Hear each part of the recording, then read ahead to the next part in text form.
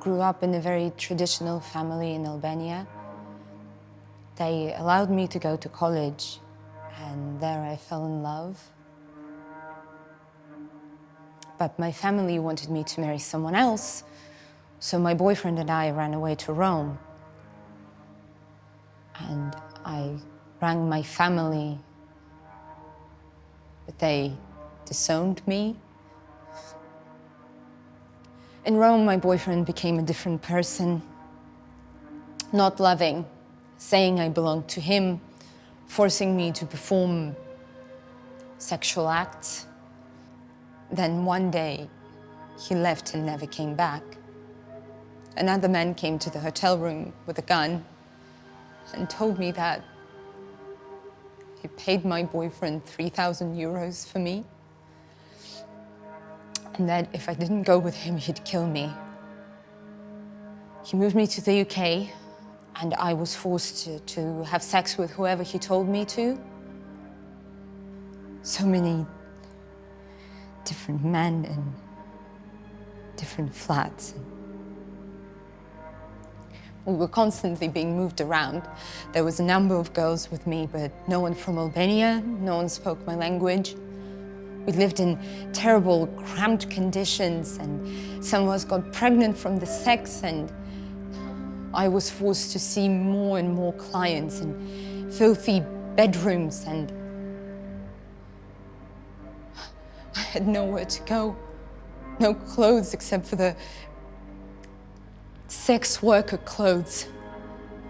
And I felt so ashamed, abandoned by my family, betrayed by my boyfriend, working 7 days a week like an animal, no phone, no ID, and he told me that I would get in trouble if police finds me.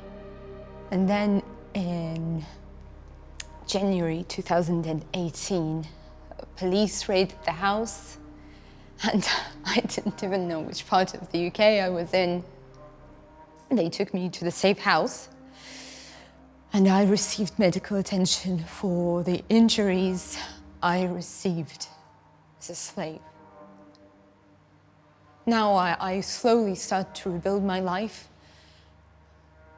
I can't forget the past, but I hope for a future.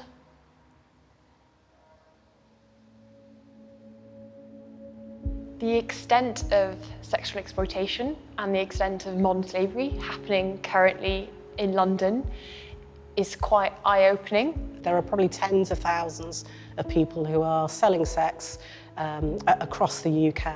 And for sure, we know that we have met women who we strongly suspect are victims of modern-day slavery or perhaps have been trafficked. How is a woman lured into ending up in prostitution in another country?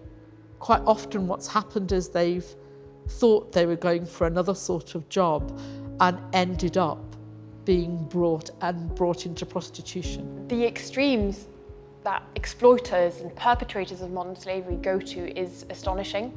I have worked with women who fell in love with a man and were in relationship with the said man for 3 to 4 years before they decided to commit and get married, and then they moved to Europe. And that's when they were exploited. They were sold by their husband to brothels.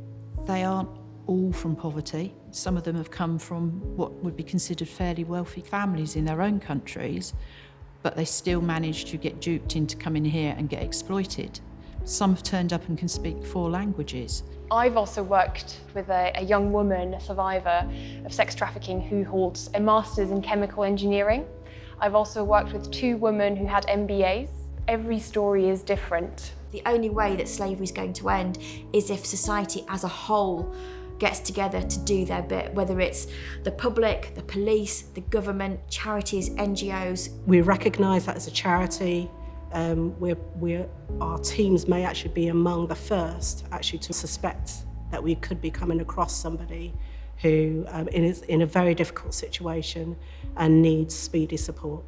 Finding out about modern slavery, acknowledging that it happens in our communities is the key thing.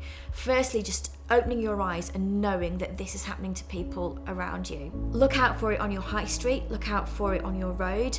Learn to spot the signs. Are people doing strange things in a house down the road from you? Are the curtains always closed? Are you seeing people coming in and out at strange times of the day? If you can just keep your eyes open and look out for it, you can help save a life. We all have a role to play.